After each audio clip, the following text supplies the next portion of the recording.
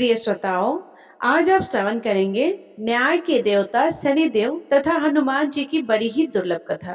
तो प्रेम से बोलिए शनिदेव महाराज जी की जय, हनुमान जी महाराज जी की जय। पुराणों के अनुसार शनिदेव का एक नाम कृष्ण भी है। यह नाम स्वयं श्री कृष्ण भगवान ने शनिदेव को दिया था। आज के दिन जो भी मनुष्य इस व्रत को करता है या कथा का श्रवण करता है, तो उन भक्तों पर शनिदेव के साथ साथ हनुमान जी की कृपा भी प्राप्त होती है। क्योंकि शनि दोष से परेशान मनुष्य इस दिन हनुमान जी की कथा को सुनने तथा भजन कीर्तन करने से उनकी सभी प्रकार के ग्रह और साढ़े साथ ही दैया समाप्त हो जाती है और साथ ही शनिदेव की कृपा से भक्तों को रोगों से मुक्ति मिलती है। तो प्रिय श्रोताओं, आइए श्रवण करते हैं दुख दरिद्र को दूर करने वाली शनिदेव की बड़ी ही दुर्लभ कथा। किसी गांव में एक बहुत ही विद्वान ब्राह्मण रहा करता था। एक दिन रात्रि में उसने सपने में देखा कि एक नीला वस्त्र पहने हुए बहुत ही दिव्य पुरुष उसे कह रहा है कि हे ब्राह्मण देवता, मैं तुझे लगूंगा। अब देखिए, यह सपना उस ब्राह्मण को रोज दिखाई देता। इससे वह परेशान हो गया और दुबला पतला हो गया। उसका स्वास्थ्य बहुत ही गिरने लगा। एक दिन उसकी पत्नी ने कहा, देखिए, मैं आपको कितना अच्छे से खाना खिलाती हूँ, मेवा मिठाई खिलाती हूँ, दूध मलाई खिलाती हूँ, अच्छा भोजन आहार पका कर खिलाती हूँ, फिर भी आप इतने दुबले पतले क्यों होते जा रहे हैं? इसका क्या कारण है? प्रिय श्रोताओं, उस ब्राह्मण ने अपनी पत्नी से अपना सारा हाल बताया कि मेरे सपने में एक नीले कपड़े पहने हुए बहुत ही दिव्य पुरुष आते हैं। वे मुझसे कहते हैं कि हे ब्राह्मण, मैं तुझे लगूंगा। अब यही सोचकर मुझे भूख प्यास नहीं लगती, मैं दुबला पुतला होते जा रहा हूँ। तब ब्राह्मणी ने कहा, पतिदेव, मुझे लगता है कि आपको शनि भगवान दर्शन देते हैं। आपके ऊपर शनि की दशा शुरू होने वाली है, इसलिए आपको वे सचेत करते हैं। अवश्य ही वे शनि महाराज हैं। अब की बार जब दिखे तो आप उनसे कहिएगा कि आप मुझे सिर्फ सवा पहर के ही लगना। प्रिय श्रोताओं, उसी दिन जब रात्रि होती है तो ब्राह्मण फिर से सोता है और उसके सपने में शनि भगवान दर्शन देते हैं और कहते हैं कि हे ब्राह्मण, आज मैं तुझे लगूंगा। तब ब्राह्मण ने कहा कि हे भगवान, यदि आप लगना ही चाहते हो तो लग जाइए, लेकिन यह तो बताइए कि भगवान आप कितने दिनों के लिए लगोगे? तब शनिदेव ने कहा, हे ब्राह्मण, तुम्हारे ऊपर साढ़े साती शुरू होने वाली है, मैं तुम पर 7 साल के लिए लगूंगा। तब ब्राह्मण ने कहा, क्षमा कीजिए भगवान, इतना भारी तो मुझसे झेला नहीं जाएगा, 7 साल बहुत है भगवान। तब शनिदेव बोले कि अच्छा, 5 वर्ष के लिए ही लगूंगा। तब ब्राह्मण ने कहा, शनि महाराज, यह भी मेरे लिए ज्यादा है। शनि भगवान बोले, तो ठीक है, 2.5 साल का लग जाऊंगा। ब्राह्मण ने फिर मना कर दिया तथा शनिदेव कहने लगे कि सवा पहर का लगूंगा। तब ब्राह्मण ने कहा कि ठीक है। प्रिय भक्तजनों, उसे सवा पहर की शनि की दशा लग गई। ब्राह्मण ने नींद से उठते ही अपनी पत्नी से कहा, देखो, मेरे सवा पहर की शनि की दशा लगी है, इसीलिए मैं जंगल में जाकर समय बिताऊंगा। तुम मेरे खाने पीने का सारा सामान बांध दो और मेरे पीछे किसी से लड़ना मत। घर में बैठी रहना, बच्चों को भी कहीं मत जाने देना और इस सवा पहर में किसी को गाली भी मत देना। ऐसा कहकर ब्राह्मण अपने घर के जंगल की ओर चल दिया। जंगल में ब्राह्मण एक पीपल के पेड़ के नीचे बैठ गया और हनुमान जी का पाठ करने लगा। एक पहर बीत गया तो ब्राह्मण ने सोचा कि बाकी का समय तो रास्ते में ही बीत जाएगा। तो सुबह वहां से चल दिया और रास्ते में चलते हुए उसे एक सब्जी मंडी दिखाई दी। उसने सब्जी मंडी में से एक बड़ा सा कद्दू खरीदा। कद्दू खरीदकर अपनी चादर में लपेट कर वहां से चल दिया। तभी रास्ते में शनि महाराज एक साधु का वेश बदलकर उसके पास जाते हैं और कहते हैं कि तुम्हारे चादर में क्या है? ब्राह्मण ने कहा कि हे साधु महाराज, मेरी इस चादर में तो कद्दू है। साधु ने कहा कि अच्छा, कद्दू है तो दिखाओ। जब ब्राह्मण ने अपना चादर दिखाया तो आश्चर्यचकित हो गए, क्योंकि उसमें उस राज्य के राजा के बेटे का कटा हुआ सर था।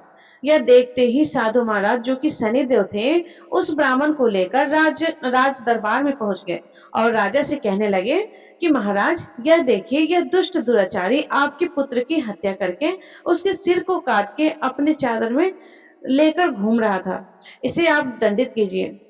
प्रिय श्रोताओं, राजा ने जब सुना कि उस ब्राह्मण ने उसके पुत्र को मार दिया है, राजकुमार की हत्या कर दी है, तब राजा बहुत ही क्रोधित हुआ और उसने कहा कि मुझे मत दिखाओ, मुझसे यह सब कुछ देखा नहीं जाएगा। हे सैनिकों, तुम इसे तुरंत ले जाओ और इसे सूली पर चढ़ा दो। जब नगर में यह समाचार फैला तो कि राजा के पुत्र का सिर कट चुका है, एक ब्राह्मण ने उसकी हत्या कर दी है, तो नगर में हाहाकार मच गया और उस ब्राह्मण को सैनिक सूली पर चढ़ाने के लिए ले गए।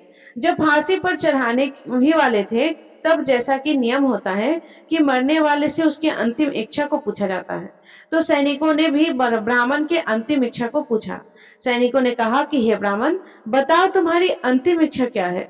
तो प्रिय श्रोताओं, ब्राह्मण ने सोचा कि यदि किसी प्रकार कुछ समय तक के लिए फांसी रुक जाए तो शनि की दशा का 1.25 पूरा हो जाएगा। यह सोचकर उसने कहा, भाई, मैं बचपन से नित्य बालाजी की कथा कहता और सुनता आया हूँ। आज मरने से पहले अंतिम बार कथा कह लेने दो। अब क्या था, फांसी देने वाले सैनिकों ने उसकी आखिरी इच्छा पूर्ण होने तक फांसी को रोक दिया। कहानी कहते कहते 1.25 पूरा हो गया, शनि की दशा खत्म हो गई। अब इधर देखिए कि राजा का जो पुत्र था, राजकुमार, वह जंगल से शिकार खेलकर वापस राजमहल में आ गया। राजमहल में राजकुमार को देखते ही राजा बड़ी ही प्रसन्न हुआ, लेकिन मन ही मन उसे डर भी लगा। यदि उस निर्दोष ब्राह्मण को फांसी चढ़ा दिया गया होगा तो ब्राह्मण हत्या का दोष लग जाएगा। अब क्या था, राजा ने 2 घुड़सवार को जल्दी से फांसी घर की तरफ दौड़ाया और ब्राह्मण को आदर सहित दरबार में आने का हुक्म दिया। ब्राह्मण राज दरबार में उपस्थित हुआ तो राजा ने क्षमा याचना मांगते हुए कहा कि आपके बगल में जो चादर है उसे खोल कर दिखाओ। राजा की आज्ञा के अनुसार ब्राह्मण ने चादर खोली तो उसमें कद्दू था। राजा ने ब्राह्मण को बहुत सा धन दिया और पूछा, हे ब्राह्मण देवता, मुझे यह समझ में नहीं आया कि इस सब के पीछे रहस्य क्या है, यह सब क्यों हुआ, आखिर यह सब था क्या। तब ब्राह्मण ने कहा कि हे महाराज, मुझे 1.25 की शनि की दशा लगी थी, इसीलिए यह सब कुछ हुआ। राजा ने कहा, हे ब्राह्मण, शनिदेव की दशा किस प्रकार टलती है। ब्राह्मण ने कहा कि हे राजन, यदि राजा या सेठ को यह दशा लगती है तो काला हाथी या काला घोड़ा दान करना होता है, और गरीब को शनि की दशा लगती है तो पीपल की पूजा करनी चाहिए और शनि की कहानी सुननी चाहिए। तिल तेल और काला उड़द आदि का दान करे। काले कुत्ते को तेल चुपड़ी रोटी खिलाए तो शनि की दशा उतर जाएगी। अब देखिए, राजा ने उस ब्राह्मण को कद्दू वापस किया। अब घर जाकर ब्राह्मण ने कद्दू अपनी पत्नी को दिया। जब उसकी पत्नी ने सब्जी बनाने के लिए उस कद्दू को काटा तो उसके बीजों की जगह ही हीरे मोती निकलने लगे। तब ब्राह्मणी ने पूछा कि हे पतिदेव, यह सब क्या है, इसमें से हीरे मोती कैसे निकल रहे हैं, इसे कहां से लाए हैं। तो ब्राह्मण ने कहा कि हे प्रिय, जब शनि की दशा लगी थी तो यह कद्दू कुंवर का सिर बन गया था, और जब दशा उतरी है तो शनि महाराज ने कैसे निहाल कर दिया, हमें मालामाल कर दिया। तो प्रिय श्रोताओ, इस प्रकार शनिवार व्रत की कथा समाप्त होती है। हे शनि देवता, जैसे ब्राह्मण को शनि की दशा लगी थी, वैसे किसी को भी शनि की दशा ना लगे। जैसे ब्राह्मण को धन दौलत मिला, वैसे सबको धन दौलत मिले। कथा कहानी कहते सुनते हुंकार भरते सबको मिले। तो बोलिए श्री शनिदेव महाराज की जय। ओम नमः शिवाय। प्रिय श्रोताओं, अब सुनिए हनुमान जी की कथा। पौराणिक कथा के अनुसार बहुत समय पहले की बात है। एक साहूकारनी थी, उसका बेटा और बहू थे।